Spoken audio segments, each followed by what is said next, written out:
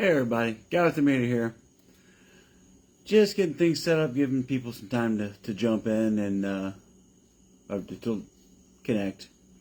Get my computer loaded up and all that. So, what's up, Aaron? How you doing, brother?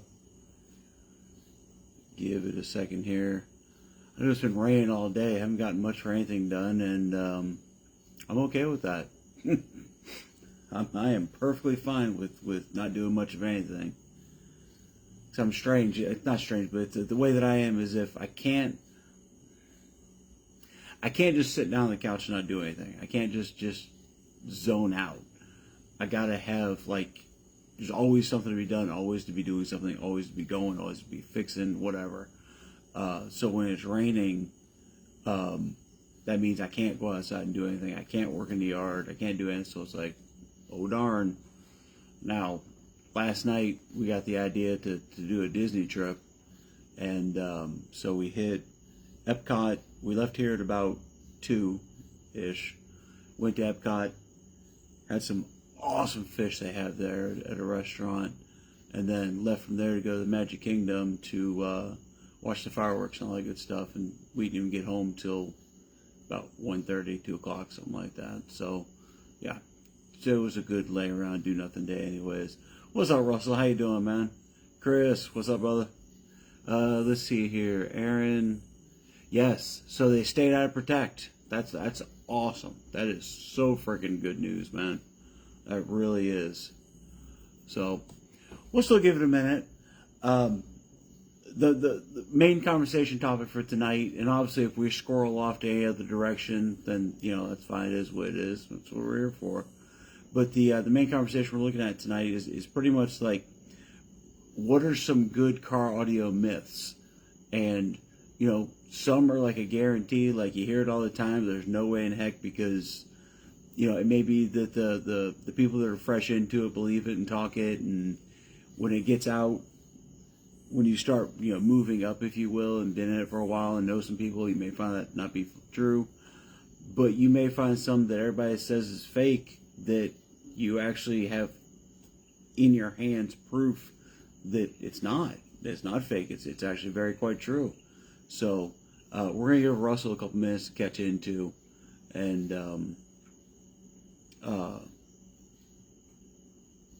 he's traveling today, so I don't know if he's gonna be coming in or not, but we will see. Here, let's turn the Wi-Fi. That's going slow. What's up, Mike? How you doing, man? Oh, jeez. There we go. Is that any better? A little bit? Maybe? Sort of?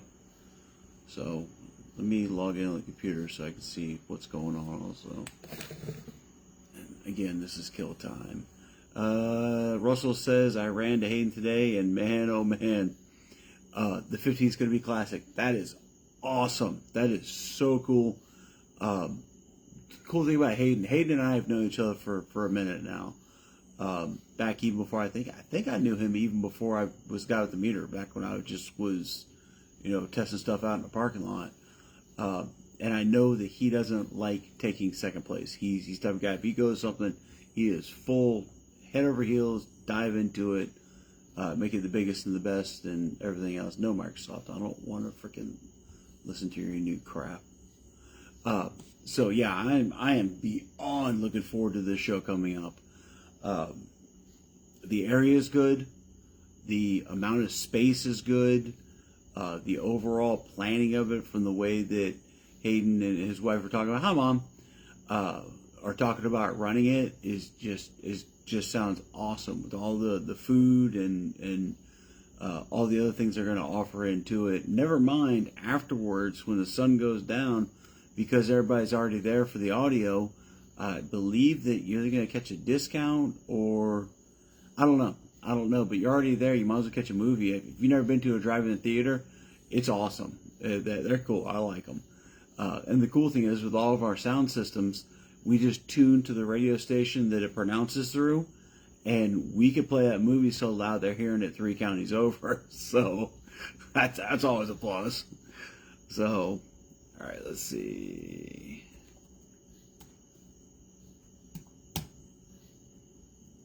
Like I said, we'll give it a couple minutes here, get some more people in, and see if Russell will hop in.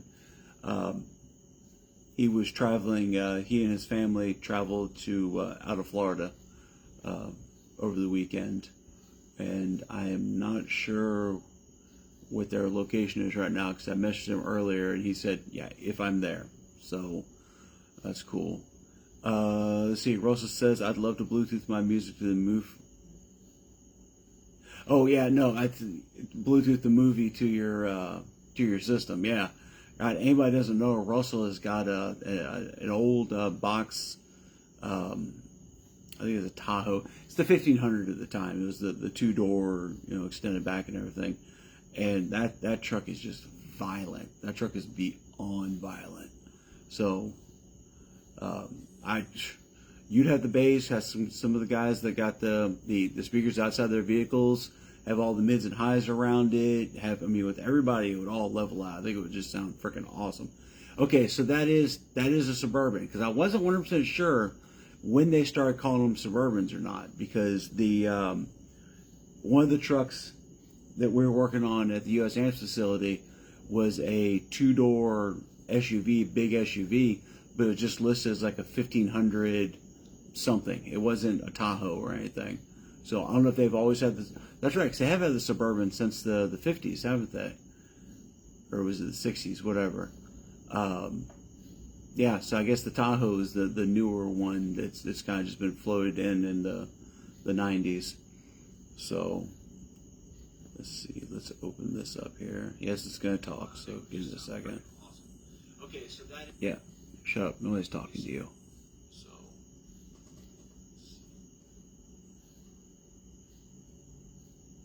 Okay, well, it's got the damn thing open, but it's not showing me anything.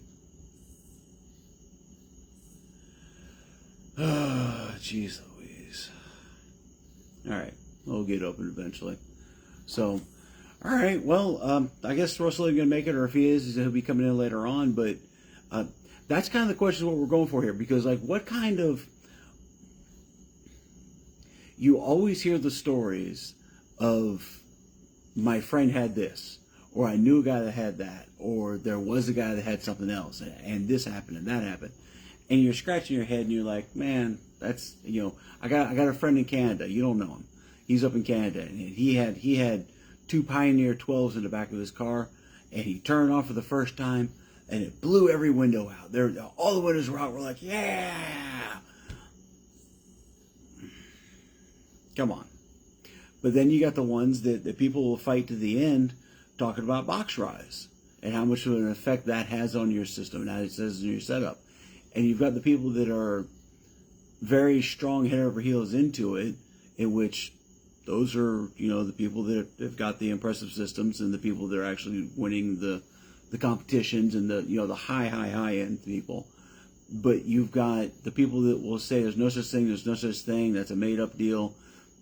I physically have seen it with my equipment. Anybody that goes to a show knows that that's one of the things we look for to see what the rise was. Why am I only getting 3,000 watts out of a 10,000 watt amp, or an amp that's rated at 10K? You consider it, you counter it in box rise. That's proof right there in the filling. That is the basis of it. There is such thing. But there's still people out there that'll fight it. That'll say it's not a legit thing, that's a made up number and there's no way to measure it or what have you. And I've ran a couple shows, and I continue to run a couple shows, and I've seen it day for day for day for day. Anybody comes up in the lanes, that is one thing that I do. I'm not going to say as a favor, but because I can see the live stats on the term lab in front of me. What you all see on the outside screen, for anybody that doesn't know, for what you all see on the outside screen is, what's up, Jennifer, is what, I'm not going to say I allow you to see, but it's from what I have set the Term Pro up to project on that screen. There's only but so much room on there, and I like to try to keep it where the score is your big one, and then your frequency and things like that are up there as well, and then you can see your current power, what you peaked out on your power. I have on my side of it, I've got 15 other categories that I show stats on that are running live. that I can keep an eye on, that I can say, hey, yo, and if I see your rise starting off at your impedance, if I see your impedance starting off around 2.5 when you start in the gate, you're doing bottom out. Bottom out is 2 minutes of pure torture on your system, especially if people run it but aren't built for it. Take a daily driver and take it to the quarter mile. You know, it's not built for it. It'll do it, but it's not built for it. It's not efficient. It's not doing the best that it can. But you have the people like River Law that has specifically, I'm not just pointing him out. There's a lot of people out there, that myself included, but that specifically will build their vehicles to be massively efficient in the lower frequencies. So they will have systems a lot more efficient on that. But if you take, like, well, let's say the Honda's peak point is 33 hertz. That's where it's at. That's where everything's good with it. From my opinion, and from what I've learned of it, and knowing Melissa and knowing audio as well as I do, I built it to that level because she listens to everything from Dave Matthews to 60s rock and roll, 70s music, to rap, to everything in between. So it's a good median number, I believe, that'll give her in the 20s, but it'll still give her up to the 40s and 50s. To run and bottom out, I believe that her system would fall on its face, because bottom out is 32 hertz or below, and obviously I'm going to run it at 20 because I have no self-control, and that would overwork and overheat the system. I'm getting to it eventually in this big long spiel.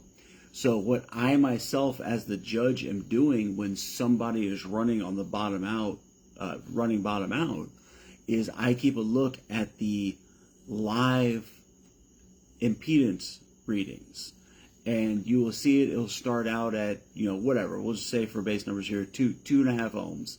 It'll be 2.5, 2.5, 2.5, and it'll usually fluctuate between that and 3, and depend upon where she's playing, everything like that.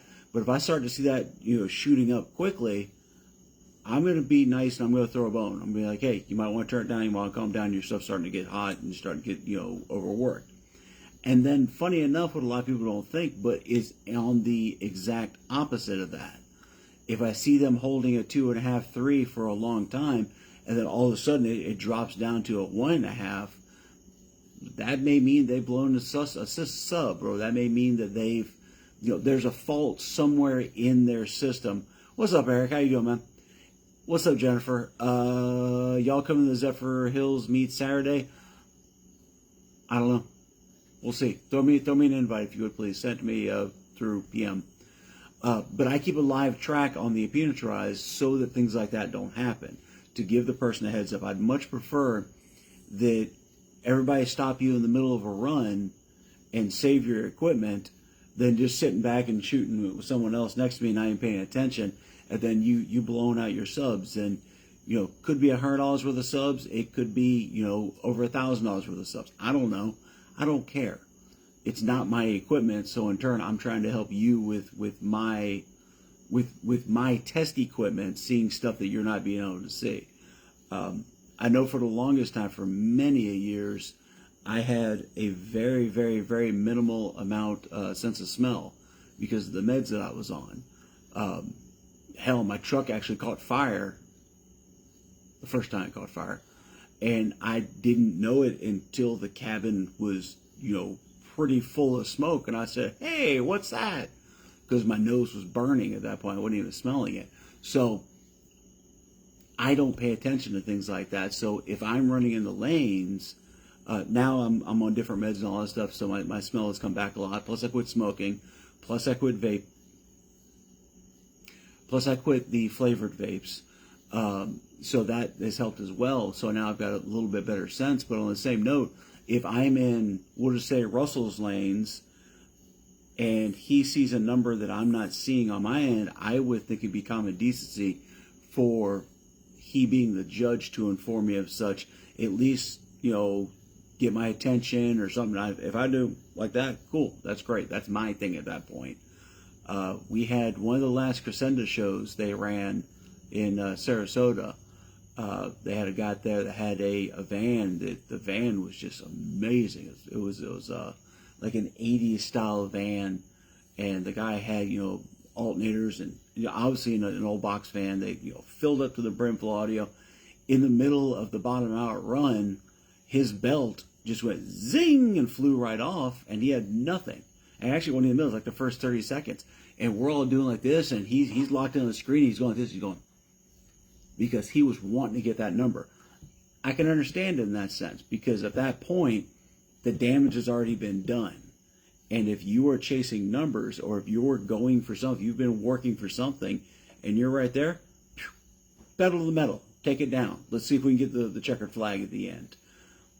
Still, like to give the heads up on it. So, I don't know how the hell I squirreled off on that one, but real quick, now that we got some people in here, I want to bring this up, and I want to bring it up before I forget, because I forget, and I really have no idea why. So, we have got finals coming up in October, the first weekend of October. All right. That is Florida State Finals. I know that we're going to have a good turnout. I know it's a great show. Everything of that nature, it always is. I mean, come on. It's hosted by John Kent. That man doesn't know how to run a bad show. I would like to let everybody know that the Florida State Finals page, they actually have the website, and I believe it's on the Facebook page. You can go and sign up and check things out, and we are still looking for sponsors. There's still plenty of openings. I'm bringing this up because we're at the beginning of August, so we've got August, September. We've got 2 months left till finals. My hand is messed up today. Sorry. I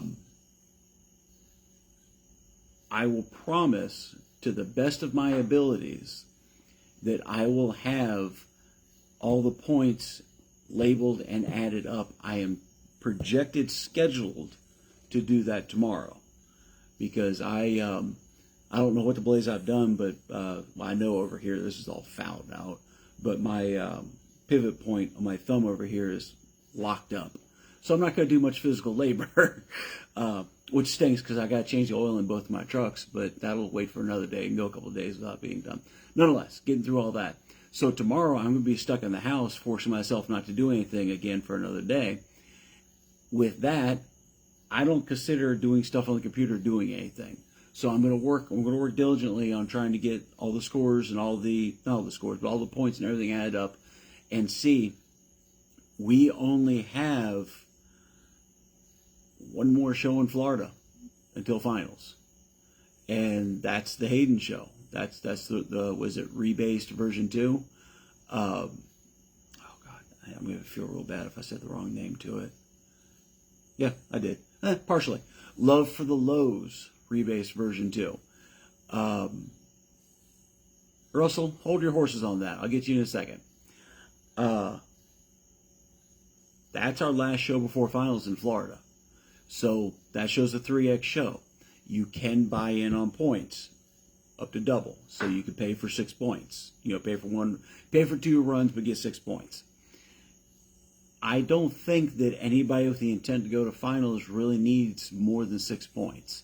If you have had some issues coming up in life, or that have come up for that matter, something out of your control, and you're low on points, but now you can go to final, hit me up, we'll see what we can do. But I'm not talking, yeah, well, I had to go somewhere else that weekend when there's a show, because Florida has way more than enough shows to get the needed 12 points. But if you've had, say you're in the reserves on the military, and the times in which we've had shows you've been called, we'll work on that.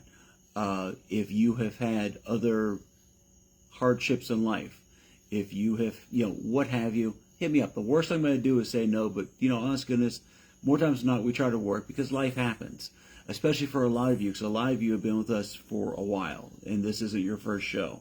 So, on that, if you've been, if I've known you for, like Chris Compton, he's been running my lanes for a minute.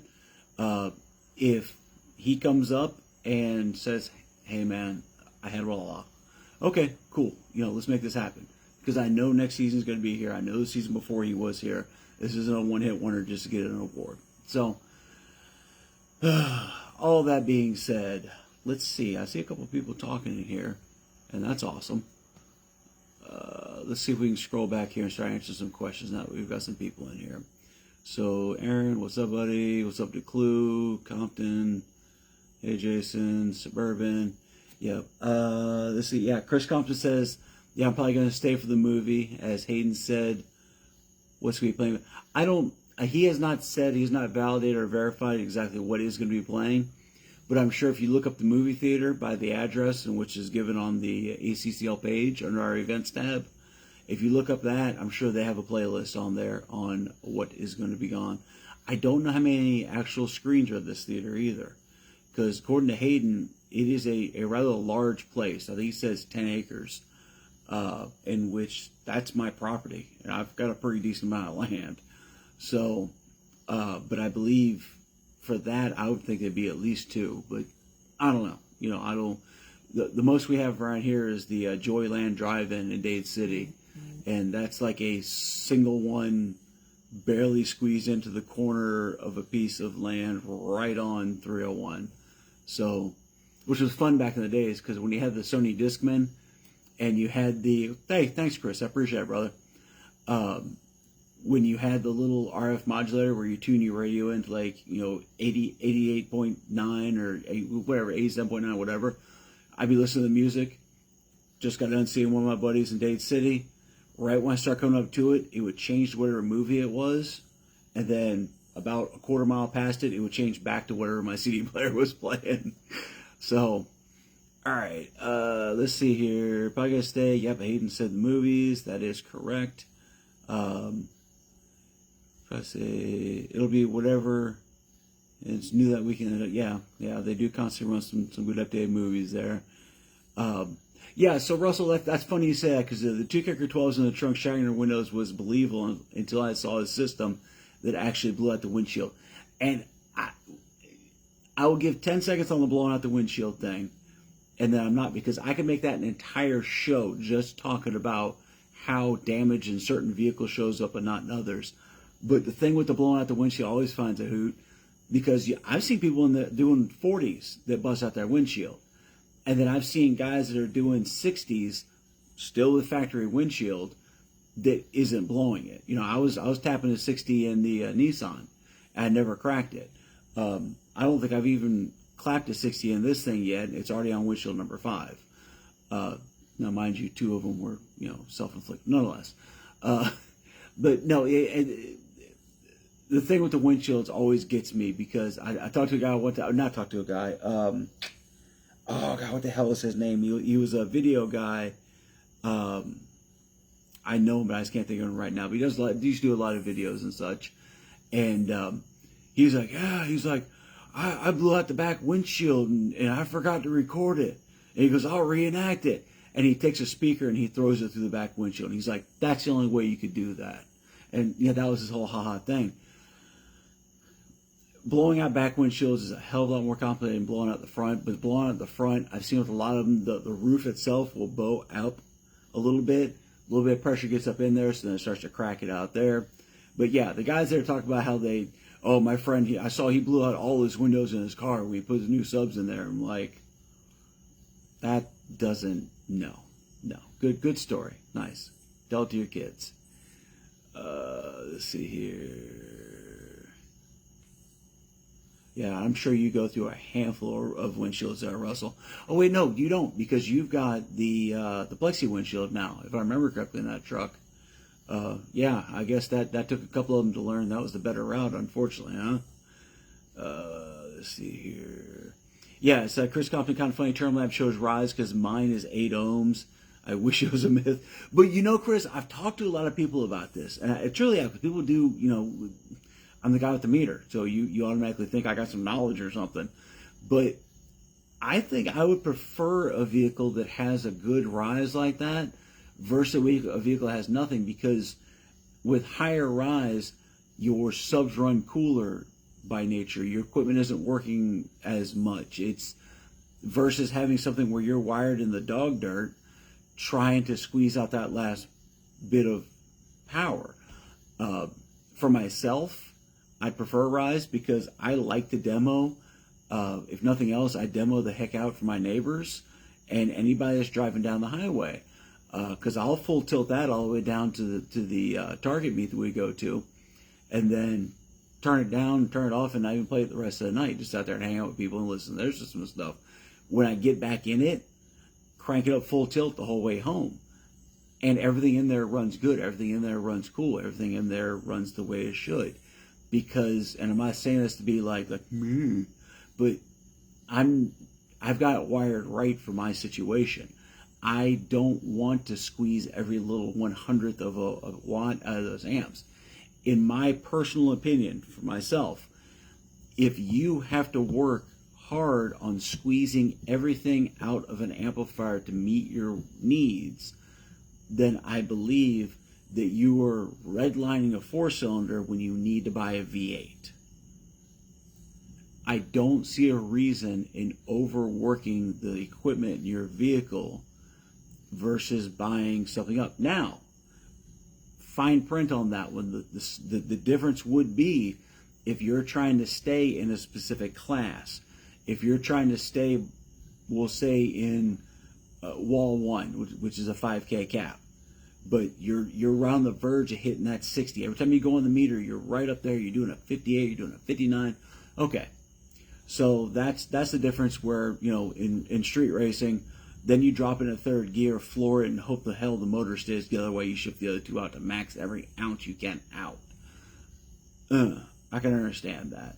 But yeah, I prefer box Rise. I like it. But on the same note, I'm running 4 amps back there, and I'm running 1 channel per coil. So I don't really need to, because I'm getting probably, I haven't clamped the damn thing in a long time, but I'm getting about between 5,000 and 6,000 per coil. So I don't crank it up full tilt for much long because they get real stinky, because that's putting a crap load of power to subs that are, the enclosure is not built for numbers. The enclosure is built for lows and built for trial and error and built for, hey, let's see how this works. So the subs don't have a high amount of back pressure on them in the rear chamber because the port is so huge, or the front chamber, whichever. It's, it can be shrunk down, it can make it more efficient, but I think I'd lose the lows. But for the rest of the season, I'll fiddle around with it like this. Next season, I don't know. Let's see how this goes. So let's see here. Y'all coming to Zephyr Hills meet Saturday? I don't know about that yet, Jennifer. I will see. God bless it. I'll see where we're at, what we're doing, and check schedules and all that good such. So, how's it going, Eric? Yeah, Russell. So that class. So hear me on this. 32 hertz is your drop. You have to be 32 hertz or below. For every frequency you go below 32, you gain 0.25 on your final score. If you do 20 hertz is a 5-point bonus. And then it goes down 0.25 down from there. If you get down to 15, in which River and his team do it on the regular, that is a 7.25 bonus on top of what your final score is. It is a 2-minute average. It is on music. And I would sternly suggest that you find a good song that's got a long 2.5-minute bass riff in it. If you need one, I know a guy. So, back in the days, you used to call it the sub killer because people didn't build for it. People was like, hey, what's that class? And they get up in there, and I could just see Karlovic laughing because they're pumping their, system is tuned at 35, 38 hertz, and they're trying to rip 20 hertz out of it for 2 minutes on music, and yeah. So, if you peak out at 22, then I would say that 20 you wouldn't lose that much. If you would like, next time you see me and at a show or whatever, roll up. We'll see 22 and we'll see 20 and see how much of a real difference there is. But for the bonus, I would say that definitely be worth it. And I know your system will hold it. God, you could probably play down to I'm going to guess your fall off is around between 14 and 16. So where they unload, but that's me just not knowing 100% about your system. Either way, it's a damn impressive system. So, all right, yeah. So the Zephyr Hills meeting. Well, shoot, I'll have to get with Melissa and see what our schedule is. It's a week away still, so that's might as well put it in there now, right? So let's see here. Yeah, bottom out was separating the boys from the men. It's a long 2 minutes. Yeah. What's up, Chris? How you doing? Let's see here. Yeah, the season flew, dude. So you're not even kidding on that, Chris. I blinked, and then next thing you know, we've got finals coming. We got one show. Admittedly, it's been kind of a little bit of a late season. Still trying to kind of figure out what's going on, why we're not getting the normal head count. We're not down. It's not like this show did 50 for the last 3 years and the last show did 20. But it is kind of starting to plateau out, and I'm noticing that it seems that a lot of the regulars are now building for demo and building to hang out there and give demos all show, and which that's great. That's awesome. If it weren't for Russell, that would probably be the way Suburban does too. But I compete in his lanes over at Base Wars out of respect and out of friendship and out of I think I'm getting a little bit burnt out from ACCL because I run it and I see it all day long. So I want to leave my restaurant and go to the one next door and see how they're cooking.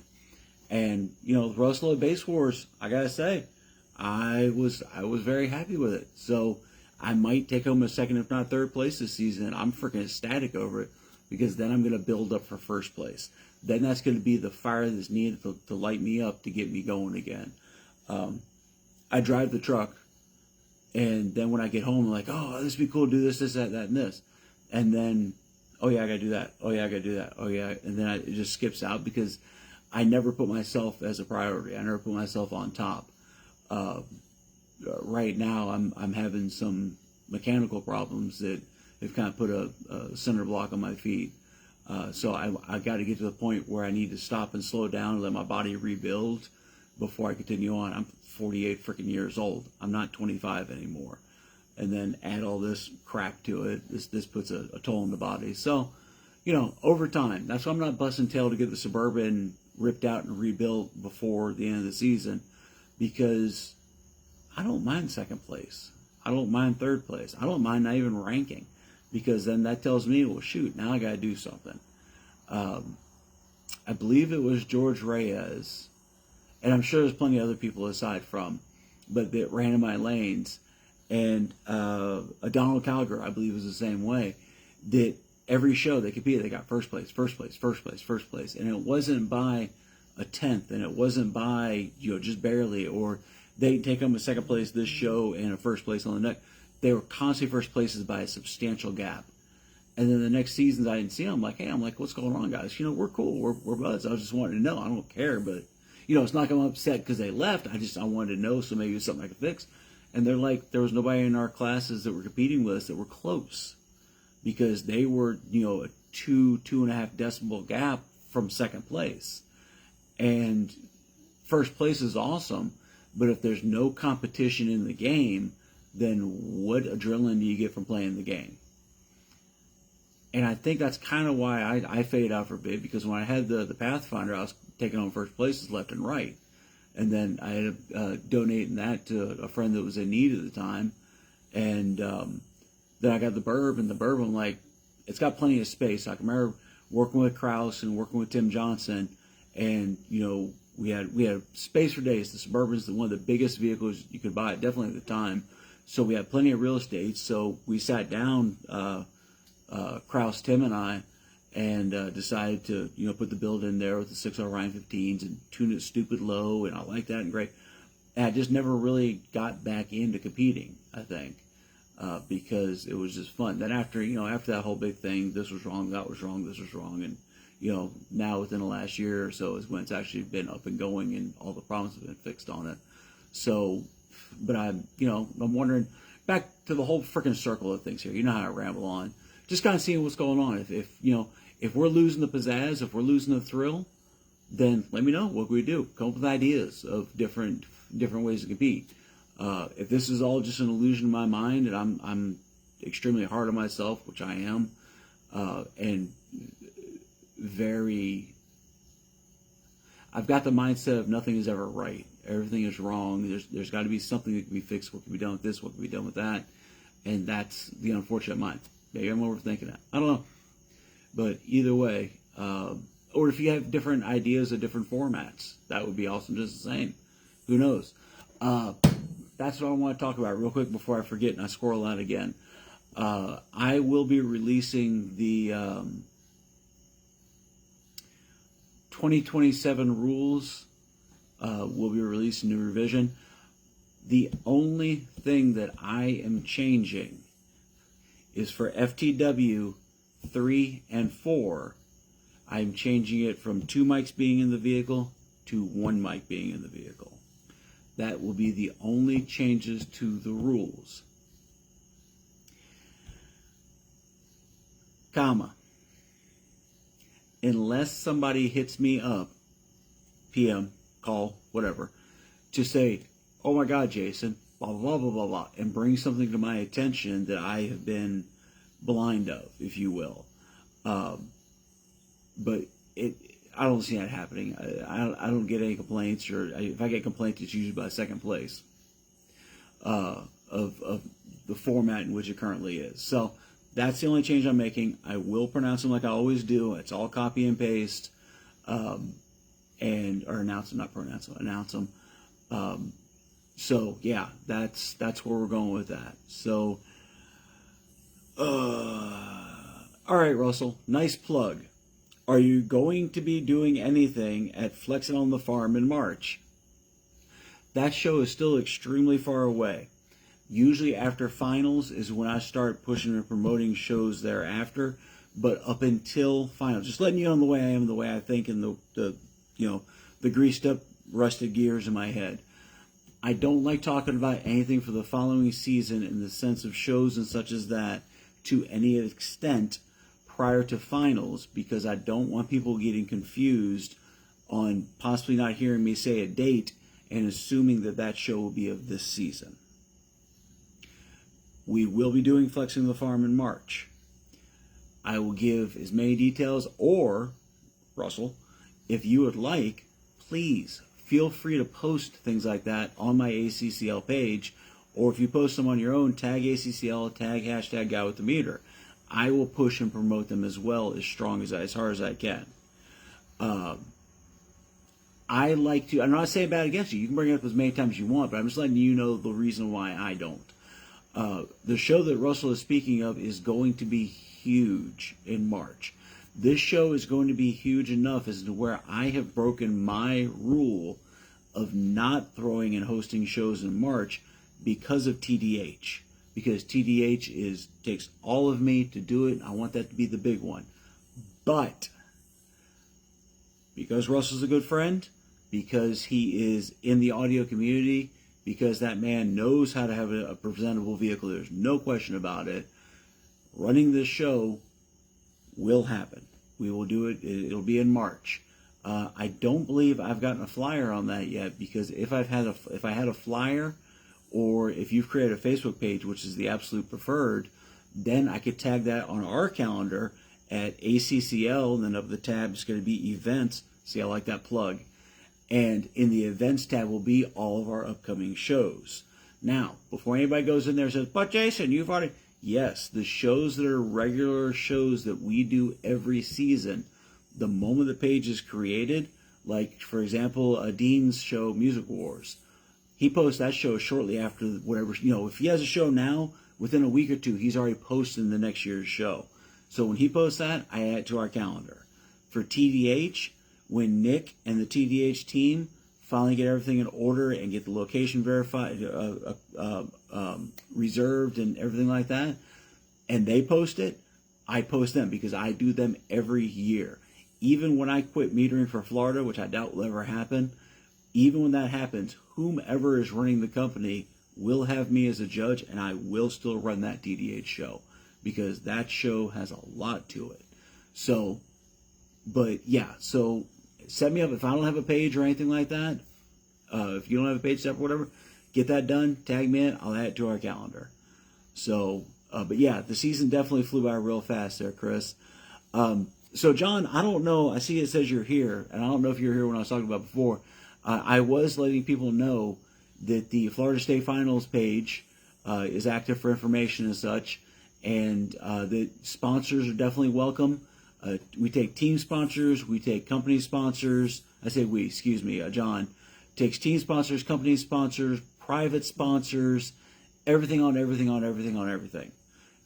If you want to be a private sponsor, like if I wanted to be, like, and I have in the past actually for some shows, Guy with the Meter, you know, my little logo is on the T-shirts and on the you know, everything else with it, because that's the way it is. Made of Steel for 2026. We've already passed that, John. We're coming up on 2027. So yeah, if you're posting that for the 2027, then yeah, I'll add it too. So yes, Russell, I just saw that on my computer, and thank you. I will add that to our calendar somewhere between now and 8 to 10 weeks, because I procrastinate on stuff. But no, I'm kidding. It'll get added on. I'm not gonna do it tonight because I make a pact with myself that after this video, after my Sunday night videos, I don't even get on my phone and check my messages. I plug it in, I take my shower, and then go to bed. Because Monday, even though I don't work per se, I still have a 9-year-old daughter, and I still have a house to take care of, and I still have the stuff that I do on the side. So I like to start Mondays, caught up on sleep from the weekend for sure. So, okay. So, but yeah. So, but for going back on Florida State Finals, there are still promotional spots open. There are still sponsor shots open. If you want to sponsor the lanes, or if you want to sponsor whatever else John Kent has lined up, I'm not 100% sure. I'm basing it off of Made of Steel, but you know, what have you. If you want to claim a spot for your team for parking, you still need to contact John Kent. I believe that on the website itself, that the pre-registration is currently down for technical issues. But once that does come back up and going, it is on there. It will be active, and it's the way to do it. Like all of John Kent's show, you go onto the website, you fill out the information for the registration, how many spots or what have you, and it's taken care of from there. So, yeah. So John says, see the event page. So, okay. So I'm here. One large screen. Yeah. All right. Thank you, Chris. Appreciate that, brother. Can't wait to see you at finals for damn sure. But Chris has a awesome little Suzuki, one of the old squared out Suzukis that he brings to the Thursday meets. That you got 2 FI subwoofers in there, and that truck's impressive, no question about that. But I don't think Chris knows how to build quiet either. He's one of those people I know that I don't think he knows how to build quiet. Because even if you don't know him, which, you know, hard chance on that, but even if you don't know him, you have sat in a vehicle that he has most likely built the cage for, or had his hand in one way or another. He is definitely strong in the industry. Peggy, how are you doing, sweetheart? I have 5 acres worth and a 200-inch TV in the backyard. That is awesome. The problem is, and we had this at one of the shows that we did over in Newport Richie, that they're like, oh yeah, we have shows here all the time. Oh yeah, it's fine. My buddies and I hang out here and we boom all night long. Nobody complains. And the minute we get there, and there's somebody like Brian Zazinski or Russell or myself or somebody like that, or John Kent or enter name here, comes out there, and the first demo, red and blues are zipping down the road because, oh yeah, you've has that. With all due respect to anybody that has it, I don't mean any nigga froze up. There we go. Okay, I'm sorry about that, guys. We've got storms have been coming in and out, and I think the signal is getting hard, choppy right now. So, but yeah. So until you get the people that are extreme at the show, then So that's why we always push. Get your permits, get your okays, get your everything from the city and state that you need to make sure, because when we throw a show, we don't throw them quiet. So, 200-inch TV, though, that would be nice. Yeah, Steve Meat, that's who it was. Damn it. Thank you, Russell. I still do, but I follow him, and I can remember because he laughed and threw the sub right through the back window, and that's really I know somebody's going to correct me on it. I'll probably get a PM later on, but that is virtually, I think, with the exception of hatchbacks or something with an open rear end like that, but with trunked vehicles, I've never seen it. So, let's see here. Hey, what's up, Johnny? How you doing, man?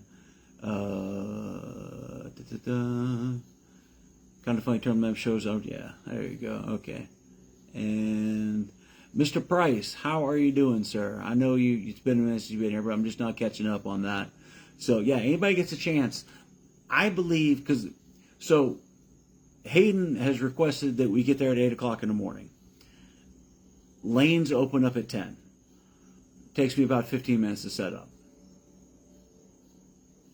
But I can completely understand it, because I had that mindset to begin with, but I messaged Hayden after sitting there and staring at it like, serious? And his logic is true on this one. This could be the first time the show is held at a location. So unlike the ones in which we're on show, I think 12 now for Made of Steel, or 13, that has been running that long, where it's become we know that the sound section is going to be here, the demo section is going to be there, that this is going to be there. Without automatically knowing that on our first show, you need the time to get set up. Because on paper, it may look like it's going to work and that everything's going to be great, but when realization comes to it, you see more of oh shoot, okay, maybe I should have put that over here because they're going to have more traffic going through it. It took a couple years for us to get it. I say us, for Kent and the judges to get in order the better layout for Made of Steel. And admittedly, every time that he runs a show, the next one's going to be a little bit different because he found this. The next one will be a little bit different because he found that. But versus the first show, as in where you don't have any clue on what is going to do who's going to be where, how's this going to work, how's it going to go. So with that being said, 8 o'clock, I will be there. I have my trailer there. This week, I'm also working on getting that in order and getting it more organized, so that when we get to a show, instead of taking 20 minutes to set up, it may take 10 minutes. Pop the top open, plug the computer in, bam, we're ready. But location is key on that, because also there is going to be, here comes a plug, is going to be Russell running Base Wars. He will be there. I don't know where in conjunction where we are, because I haven't seen the layout yet, and I haven't, anything of that nature. But usually, either he and I are next to each other, or he and I are across from each other. So we're going to both be in the same area. Whatever it is, I hope it's close, because I'm going to disconnect the Suburban and I'm going to run it, because I want to see what numbers it puts up. Last time I was doing, I think a 57 was where I was at in that truck. I think that was at 29 Hertz. So let's see where it's gone. I know the subs have loosened up a lot, so maybe my peak frequency has changed. And that's why coming to shows, and that's why coming to meets is a major thing on that. That was actually to be my subject tonight on this, but after seeing Tony Cotton put a poking post about box rise, that kind of made me go, So, all right, let me speed this up so we can get back talking about that. So Russell says he peaks at 22. Yeah, we had on that. Let's see here. Even when first blow through installed, did bottom out. Yeah. Well, you see the smoke, and gosh, I remember when I first put the DDs in the Pathfinder, and the first time I ran them full tilt, smoke bellowed out because it burned all the oil off, and it scared the living bejesus out of me. But after that, I tell you what, that the coil varnish heated up and seeped in enough is where I never had that problem again, and those things were tanks. So let's see here. Okay, so that's talking back and forth. That's where he said the wrong date. Yep, and make sure you pre-register for finals, Russell. Let's see. All right, well, Peggy says when they throw parties, we don't throw them quiet either. The cops usually join in with us. That is awesome. Because for example, going back on Made of Steel, I can remember one of the first times, I think it was the first year running Made of Steel at the Hernando County Fairgrounds, because we ran, I think Slam with Swing was the first show we ran there. I'm almost positive. Either way, and I can remember, the police officer, somebody talking to him, and they're like, "Hey, have you had any complaints?" He goes, "Yeah, you've had complaints." And they're like, "Well, are you?" And he's like, "No, you got the permit." He goes, "You're on a good location. You're doing everything the way you should." And pretty much it's just the nagging Nellies is all it is.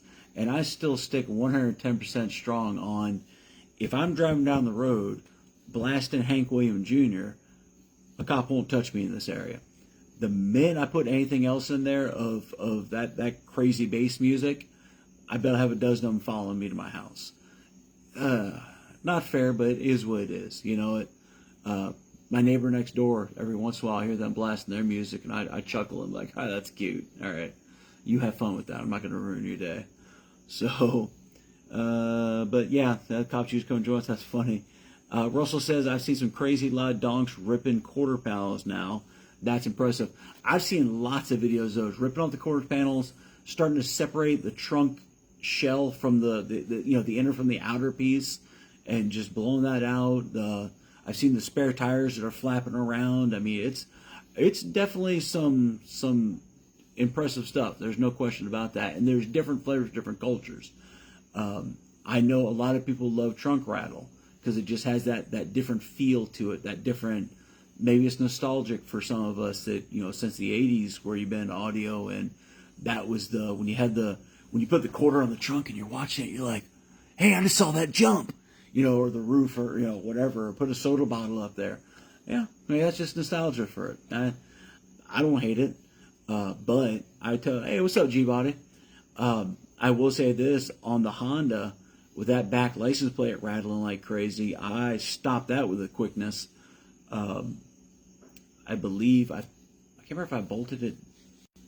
Well, I know I put some rubber back behind it, just to keep the vibration down altogether, and then ended up bolting it down just to get rid of that.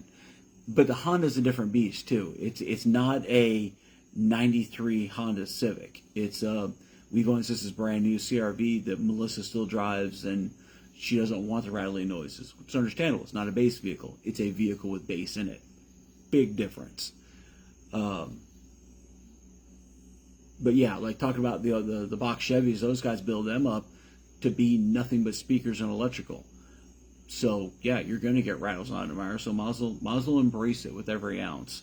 So, but, well, damn, I've been rambling on for a bit here, and I think it's been going pretty damn smooth. Let's see here. Chris Compton, I remember people used to loosen up their tags to seem louder. I use weather strip behind my tag. I can remember people would take like felt gaskets and put them in between the license plate and the bolt, because then it gave that little bit of, where you're not loosening the bolt, it still stays on there and doesn't rattle just from driving down the road, but every time the basically hit it, would flex it out real hard. So, but, and that's the type of stuff that got, some of us into it and addicted into it, and then went from there and expanded up from that. But, Dave Higdon with the Astrovan, I don't think there's a way you can get rid of all the rattles on that thing. That van is violent. That van is, and it's down in the 20s with no problems. So it's a crazy van. It's got the pressure in it with everything else vibrating around it. My big thing with the Suburban right now, talking about rattles and all that good such, is I haven't done much with the truck itself, because we've had enclosure in it and pulling it and putting this and trying these speakers and doing this and doing that. Now with the 415s in the 6th, the way that it's laid out, that's my final. I think that's what I'm going to stick with for a while, because I've had the 6 of them, and 6 of them are great. Hell, I could cram probably 10 or 12 in there. The right builder, you can cram as many as you can, right? But I think right now I'm content with that. The truck is running the ways I want it to, in the sense of it's got cargo space in the back of it for if I need to carry stuff with me, but it's still loud and it's still impressive and it still demos well.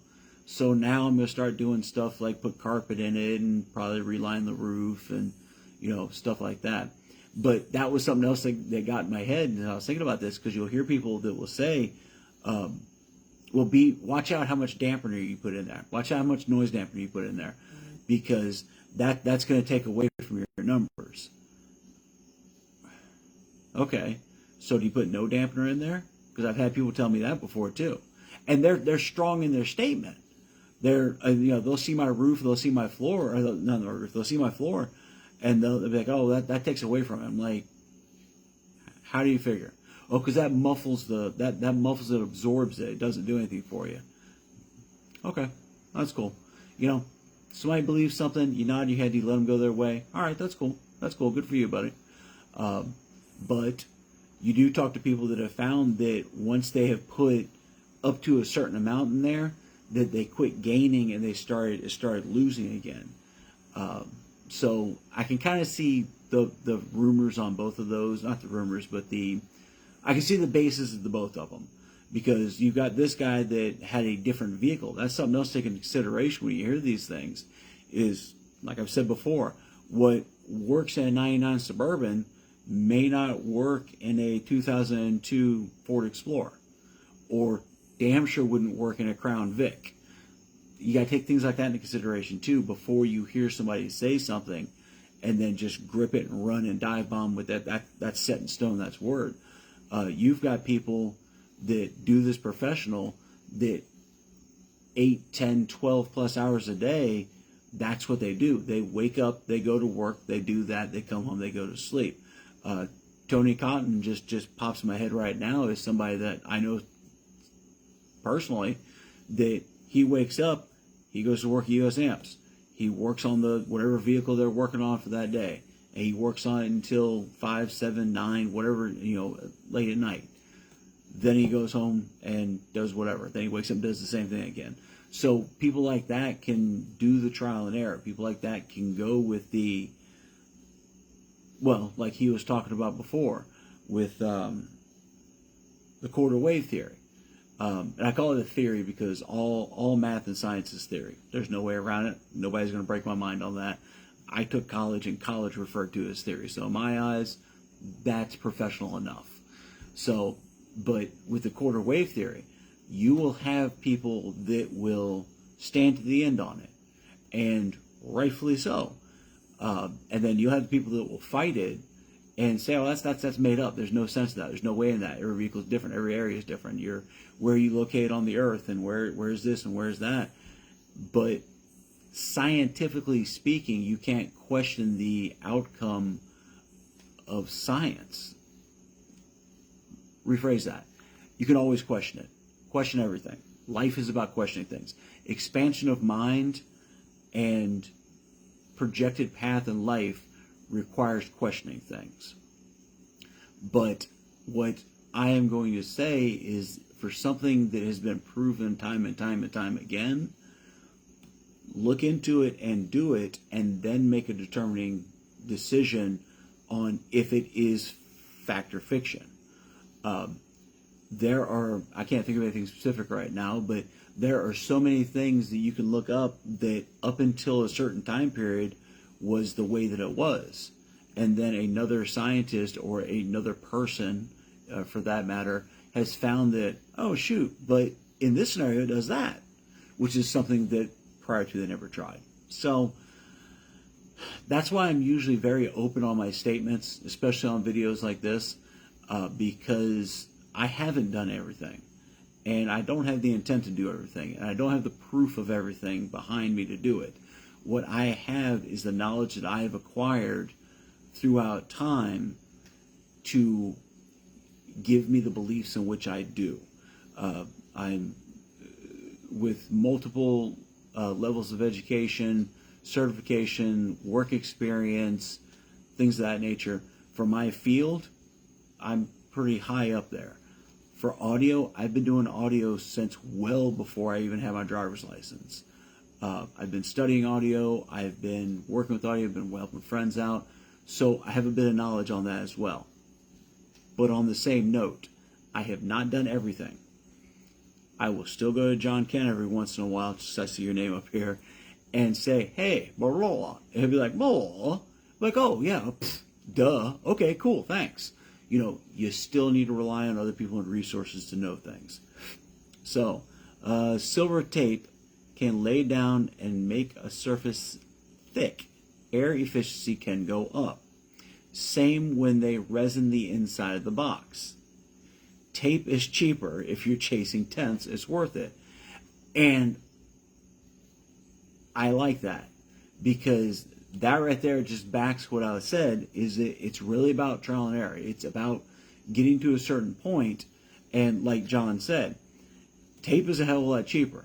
So when you find your thickness on that, you can peel a piece off, or you could, heat it up, or I don't know, I'm not even 100% sure how to. There's different ways of removing everything, but you can heat it up and remove it, or you can just peel it back or whatever, and then that is what gets the fine-tuning aspect of getting first place by a tenth versus second place by a tenth, because it gets extreme for those that aren't up there, myself included. I just know because I see it. It gets very extreme when you get higher up in the decibels. When you're doing 40s, you can move your seat up, you can move your seat back, you roll the window down, roll the window up, and that makes a substantial gain. Once you've done all the things of that nature, now you're doing things like, like John was just talking about, putting layers inside the enclosure, or putting, I've seen people that will fine-tune their ports, stack up 2x4s until they lose, and then take a 2x4 out, and then put layers of plywood in there until they lose, and then take a layer of plywood out, and then put a layer of wood, and then keep fine-tuning like that to get that exact perfect, to squeeze every single thing out that you can get out of it. And that is that's a very good explanation on fact versus fiction when it comes to things, because what person A has seen their entire time being in car audio, that's never worked. I've never seen that work. It's always fallen on its head. But person B comes from a different area where different things have been done, and they've seen it work on 5 out of 7 of the guys on their team, because we did it this way. Don't let anything be set in stone. Now, don't get me on the copper versus OFC, or the CCA versus OFC. Every day of the week, OFC is better. I don't care. I can bring math facts to you. I can bring test facts to you. Copper, OFC, I mean CCAs. CCA versus OFC. OFC is going to trump it every day of the week. So, hey, what's up, James? How you doing, bud?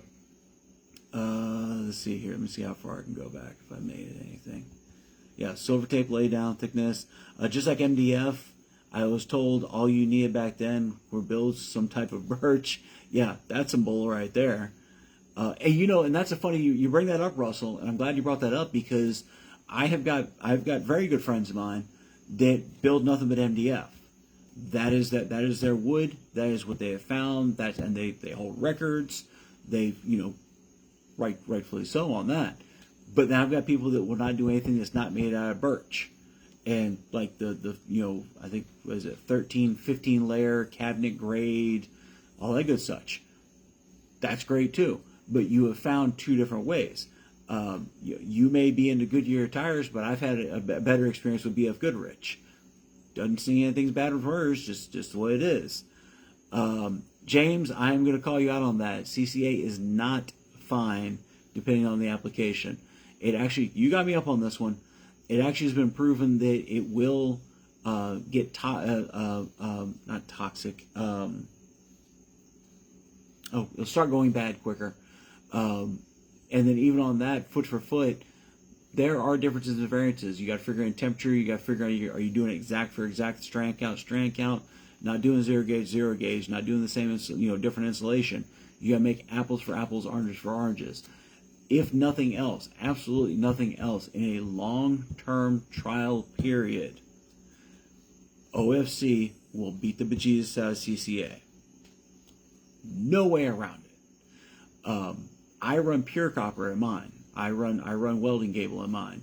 What eventually is going to happen is I'm going to pull it all out because I'm running 6 runs of 2-aught. When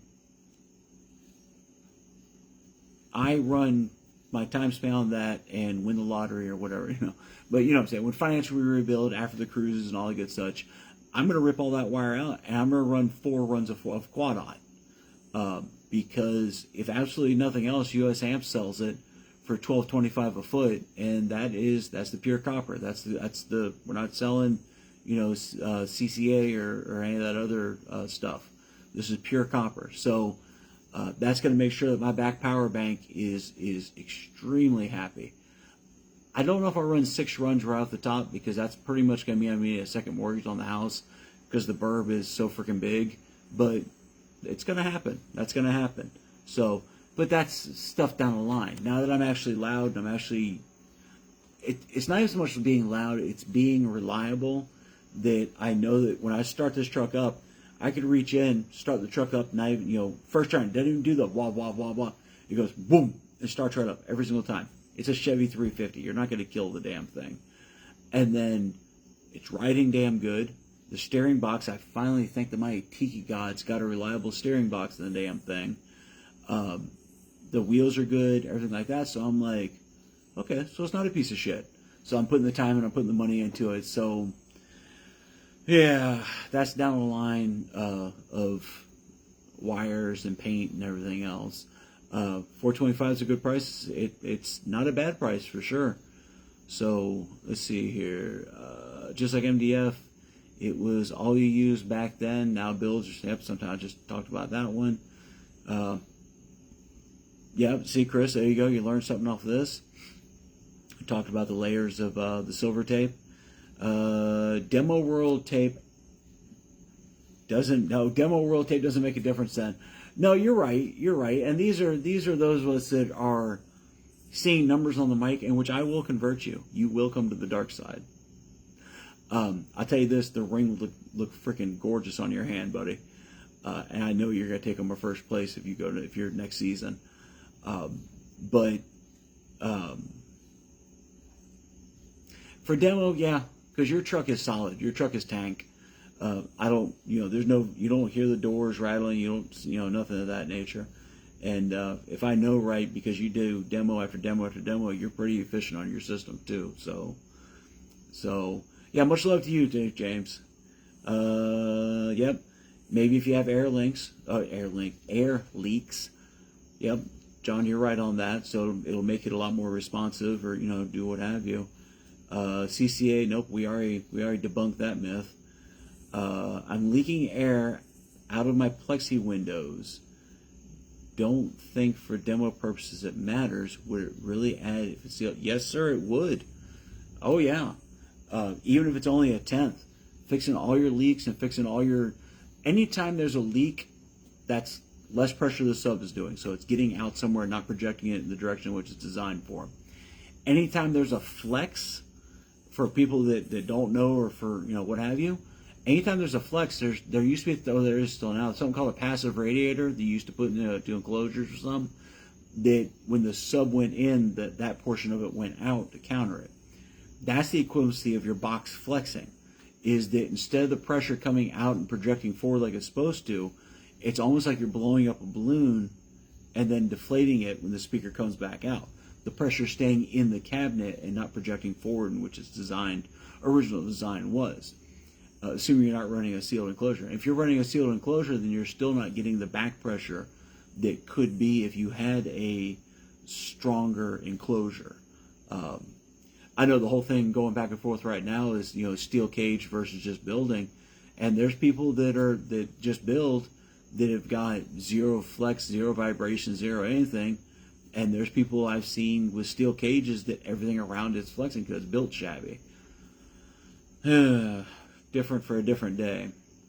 So James says I only use OFC wire, but that's the path of least resistance for high power out systems, and that's exactly it. When you run a lower grade, lower metal wire of any sorts, you're choking the electrical coming to your equipment So the equipment has to work harder to do its job.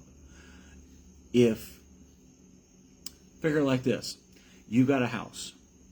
Standard 3-2, 3-bed, 2-bath. So you've got 2 showers and a kitchen in there. If you run a pipe that's, let's go full extreme, to 1/8 of an inch as your main water source for that house, or if you run a pipe that's, what's standard, 2-inch, something like that, the 1/8 of an inch, you can still turn the spigots on. There'll still be water dripping out of it, but you are not going to get the pressure and you're not going to get the water you need. You're not going to get what you're expecting out of it, what the system is made for.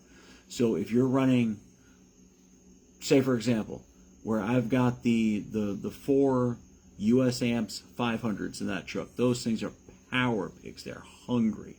So if I run we'll even just say, 2 runs of 0 gauge to my battery bank in the back, and then I run all those amps off that battery bank, that lithium is going to get sucked down because the alternator cannot get the power to it with the least amount of restrictions. Can't think of a better way to say it, man. If you are running OFC versus CCA, the OFC has a lower resistance rating on it, so in turn the needed power can get through it versus something that is, consider a pipe with corrosion versus a regular pipe. You got a 2-inch pipe either way, but if you've got corrosion inside, one of them, that's going to make sure the water doesn't flow as smoothly. So, get up off my soapbox on that one. That's a touchy subject. Yeah, so there you go, Russell. I had CCA, the Crescenta show, and yep, it caught fire. Whew, jeez. Now, admittedly, I had CCA. I'm not saying like, everybody needs OFC, everybody needs pure copper, everybody. Understand that. I put OFC in even the Honda because that has, 1 run of power, 1 run of ground, because it's 1 run, and if I can't afford the extra $30 or $20 or whatever it is, I don't need to be in audio. But in the Pathfinder, I was within, sense of the argument, living paycheck to paycheck, definitely for a hobby, because hobby money comes after bills, and it comes after family, and it comes after everything that family generates, and then the little trickle of funds that fall down behind the bush, that's what you get for audio. So, living like that, I bought a run of wire and everything I needed to get my system set up. I had a Clarion 1500, and that's great. And then when money came around again, when wire was on sale somewhere, I'd buy another run of it. And then a month or 3 goes by, and somebody'd have it on sale, and I'd buy another run of it. Most of it was CCA. That's fine. I had, I think, 4 runs of 0 gauge going front to tail of power and then ground. But when I was taking it out, when I sold the truck, taking it out, and I could feel it where it was running over certain parts of the vehicle. All my stuff was ran inside, just the way I am. When I would take it off, you would hear it crackle because it was corroding on the inside, because it just, Florida elements are a son of a bitch on electrical. For people that live down here, you understand that the heat and the humidity kills our stuff quick. You have to account for things like that. So is CCA really that bad? Oh my God, it's going to catch the world on fire? No. Do what you can do. But what I did for the other runs, when I was putting them in, when I put the ring terminals on them, I crimped them, and then I dripped solder into them. And I dripped, not even an exaggeration, I'd say about 8 inches down in the wire. The solder kept going down there, kept flowing down in there. At that point, it is all sealed, and it is all away from the elements, so the wire didn't corrode. The wire didn't get breaks and bends in it. But the ones that were in there, they've been in there since the original, the first ones, I started all the terminals on a year or so down the road, so they've been that long out in the elements.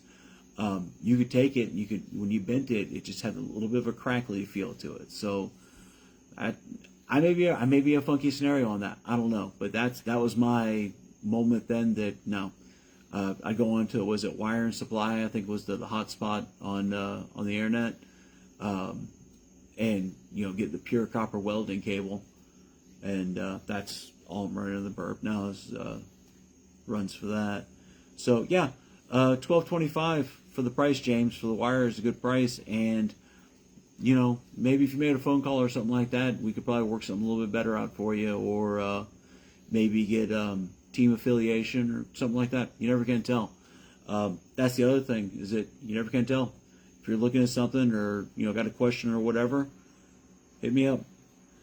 But yeah, $12.25 is what the price is, and that is they have plenty of it in stock. We have got a good amount of it in stock, so you don't have to worry about it running out. And the Michael and I talked about this a while back, and with the Merlin issues with those amplifiers, and with the 442s, the issue with those were things that snuck up on us and a lot of a lot of companies for manufacturers, is that we had been doing it the same way for a while. When we got down to a certain amount, we do an order, we knew it would be there in a certain time period, we'd account and adjust for that, etc. With the tariffs and everything that happened a while back, that were the hard hitting tariffs, that put a stop on a lot of shipment. So when we got down to a certain count, and we're like, okay, well, we've got blank amount left, let's make an order. And then the turnaround time turned into twice as long or 3 times as long. Well, shoot. So on the next order, on the orders after that, we then would order to account for the time. Unfortunately, it have to be that way. But the Merlin debacle, that was a bad one. That was something that the supplier told us, like, oh yeah, it'll be there in 2 weeks. Be there in 2 weeks. And they came up on it, and they still didn't give Mike a tracking. And they're like, oh yeah, well, we're still a week behind on that. And then went by, and the original docking date was February, and that turned into March, and that turned into April, and that turned into, and it made a lot of people, rightfully so, unhappy with the situation. So, doing great, Mike, doing great. How you doing, my friend?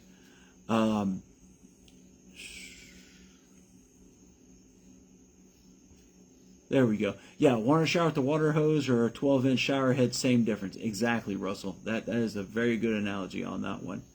Let's see here. Any ideas when EOS Amps will bring the Lithium to market? Well, James, you're in luck. Either call myself or call Mike, or call me and get Mike's number, what have you. Good projected plan on that one. I believe that as of right now they are, but we're not advertising them yet, because we're building them on a order-for-order basis. So, because definitely things like that are made in-house. Our subwoofers are all made in-house, and things like that are made to order. The amplifiers obviously are not made in-house. They're made at an off-site facility. That facility runs off of all of the paperwork and revisions and back and forth between Michael and the rest of the team and them, until it is built over there. It's built over there temporarily because, let's be honest, it is a lot more cost efficient to build on off-site than it is to build in-house. And right now we are not at the level, be it size-wise or financially, to afford to be able to build in-house and make it cost efficient. So versus selling amplifiers for $9,000-$10,000, when we could sell the same amp for $2,800. It's not a happy decision, but it's a decision nonetheless.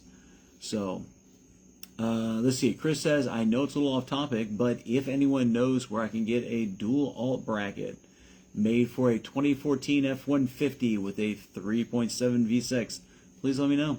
I can't find it anywhere because my alt is at the bottom of the motor. Had the same problem in the Pathfinder, buddy. The alt was at the bottom passenger side, like 7 o'clock, and the motor actually wrapped around where the alternator was. So the only option that I had in that truck was to remove the air conditioning and put a bracket in place of that. But on that, living in Florida, no, that's a no bueno. that was the first thing I did when I bought the Suburban. Was I limped the damn thing to Tim's shop and he fixed the air conditioner, and then we worked about the injectors, and then we worked on this and that. But that AC was pumping ice cold, and it still is. So let's see here. Yeah, no, you're right on that, Russell. I forget about them, and shame on me for forgetting about them. Blue Ghost is somebody that makes has a good selection of alternator brackets and such for a lot of vehicles. And I know that because when I was searching for one for the Suburban, I found up on them. And if I remember correctly, on the Burb, I think they go up to a 4-alt bracket. I know they have 3. I know they make where so you can have 3 alts in the truck, but I cannot remember if they do 4. But yeah, either way, it was stuff that I'm like, damn. Because, and I think it was Russell that told me to remind me of them, if not another base head, but I believe it was. But I posted up online and somebody made the comment. So that's, yeah, damn good. Fortunately, unfortunately, at the time, I had a friend that was swapping out and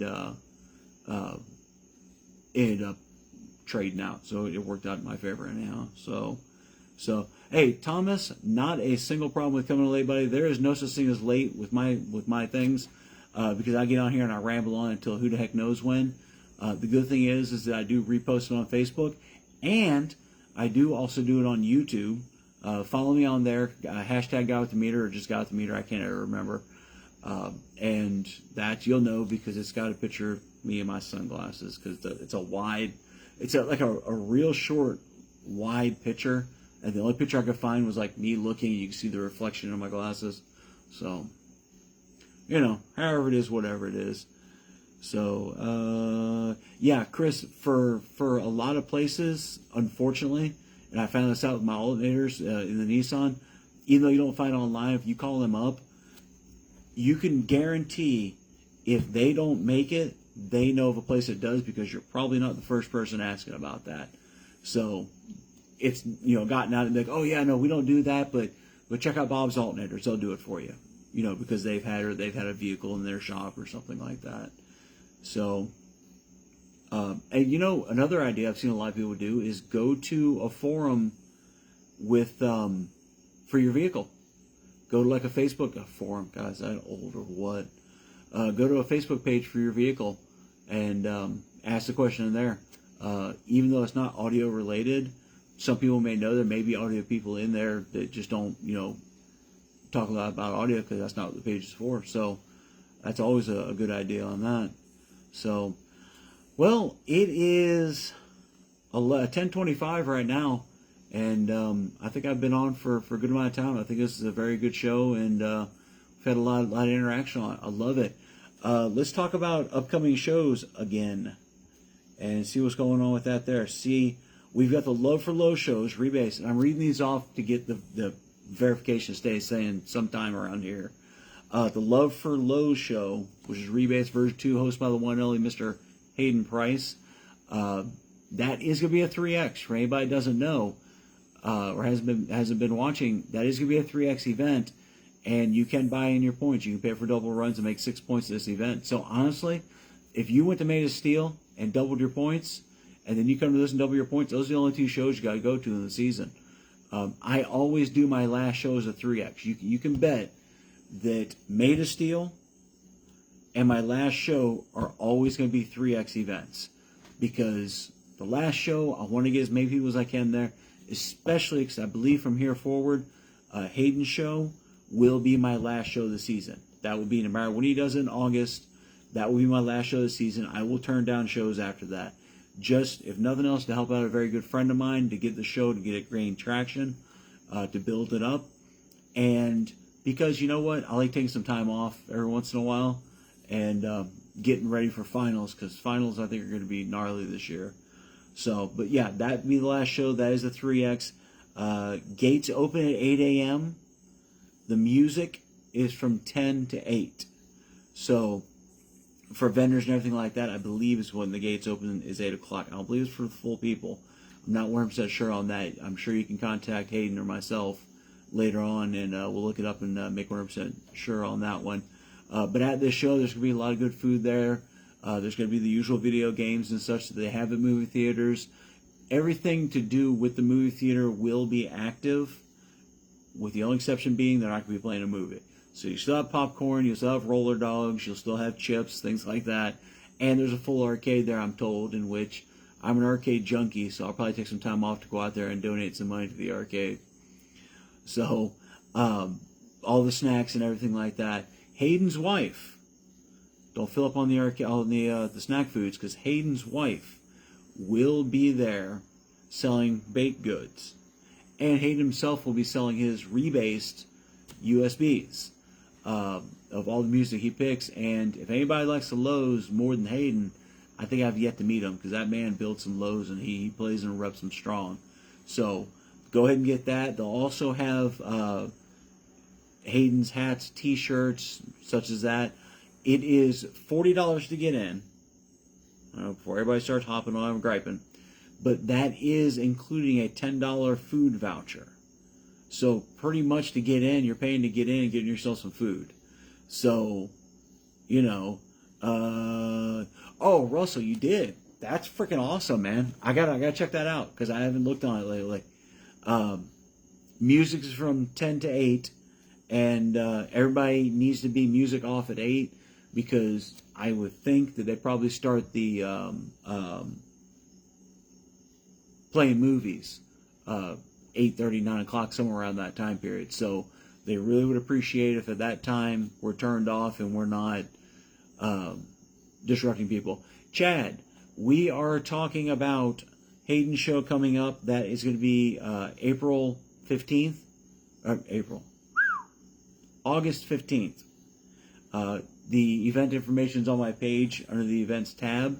It's called Love for the Lows Rebased version 2. And then after that is going to be Florida State Finals. Florida State Finals are going to be October 3rd. It's going to be at the Hernando County Fairgrounds. Same place it always is. The prices and all that good such, I'll post all that up. It's the same as they always are to run. $75 for one run, $140 for another run, $200 for 2 runs, $240 for 4 runs. If you're doing more than that, we'll work with you and we'll work out a price. If you're coming just to compete and just to hang out, the points for this show also count as the first show for the 2027 season. So, if you run to compete, then you automatically get entered in for points for the next season. If you want to just run and come and hang out like a regular show, it's $30 to run like it always is. We will make sure that everybody has an awesome time. So, let's see. John Kent said info coming soon. Okay, I'm not 100% sure going back. Oh, the toy drop. Okay. Good luck on your back surgery tomorrow, Peggy. Excuse me. I hope all goes well, and I hope for obviously a fast and speedy recovery. Much love to you. Okay, I was not 100% sure there was a registration for Hayden's show. So if there is, I am sure that it is on their Facebook page or information leading you in the direction to be registered for entry and such as that. I don't know what the cost for spectators is. Do I have that in here?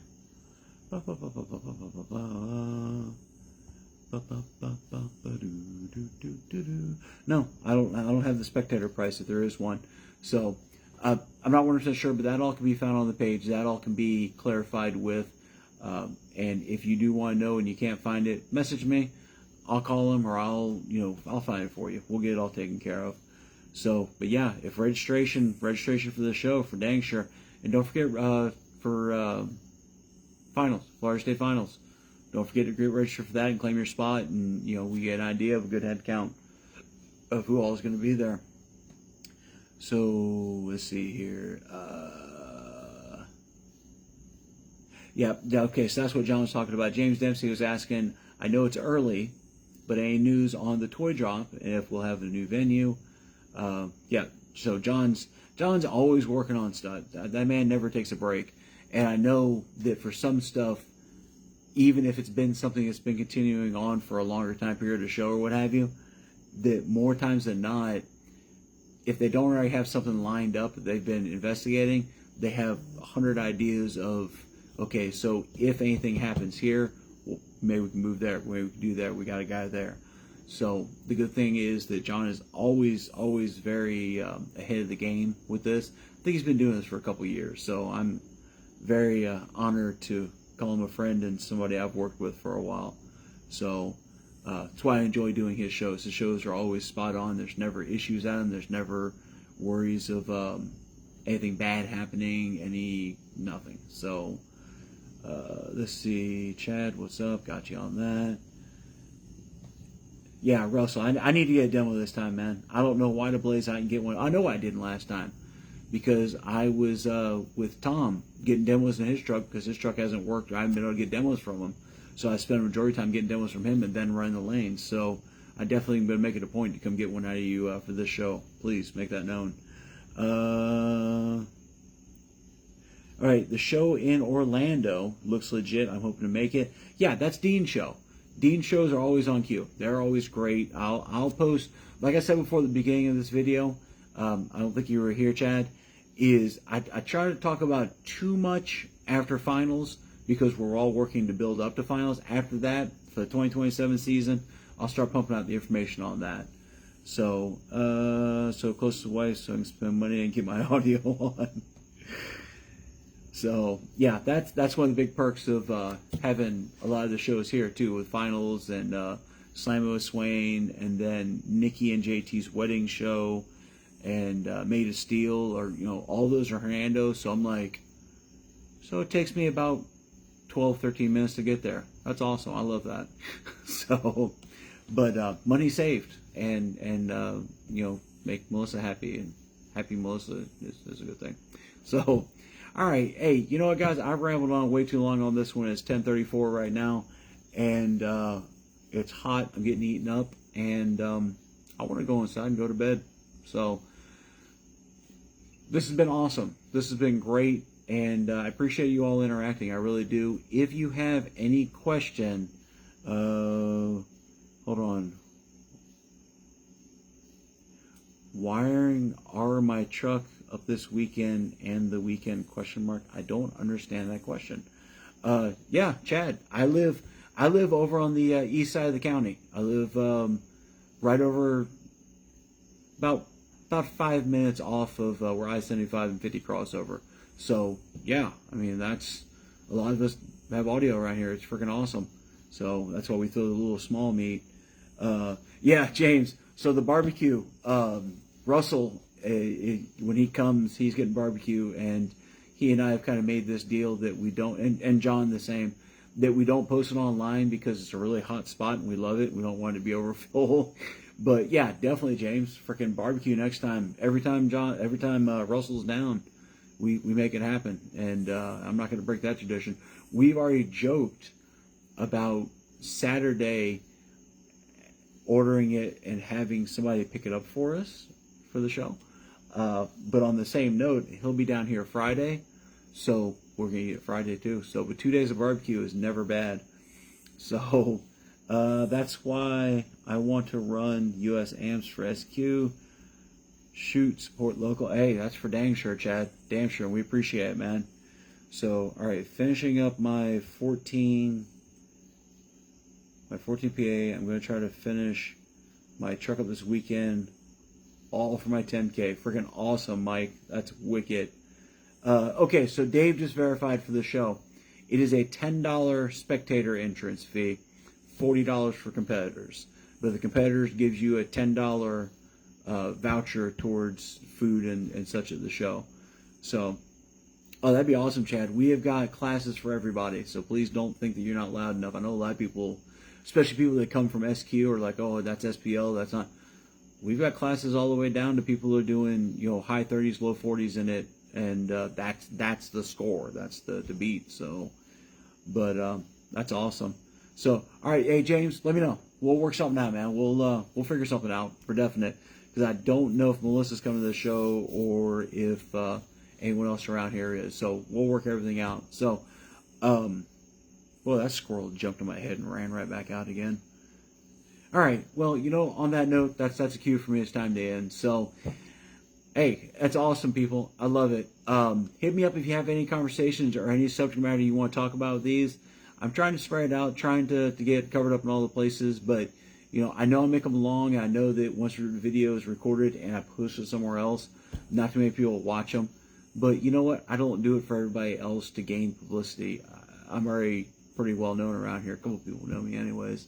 I do this as informative and really just sit here and shoot it with some friends and have a common conversation on the subject that we all enjoy. So with that being said, let me end this. I'm Jason, aka Guy with the Meter, the Grand Poobah and second monkey in charge of that little thing called American Karate Competition League of America, ACCL. You may have heard of us. Wow,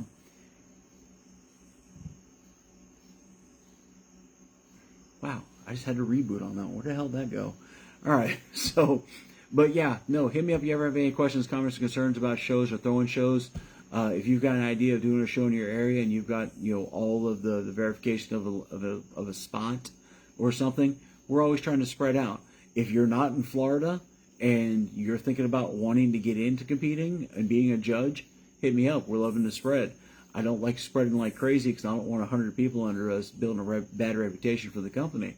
But if you've got the heart for it that a lot of us do, and you're just looking to become stronger in the community for doing something of that nature, hit me up. We'll make something happen. We're always looking for judges everywhere. We're always looking for competitors.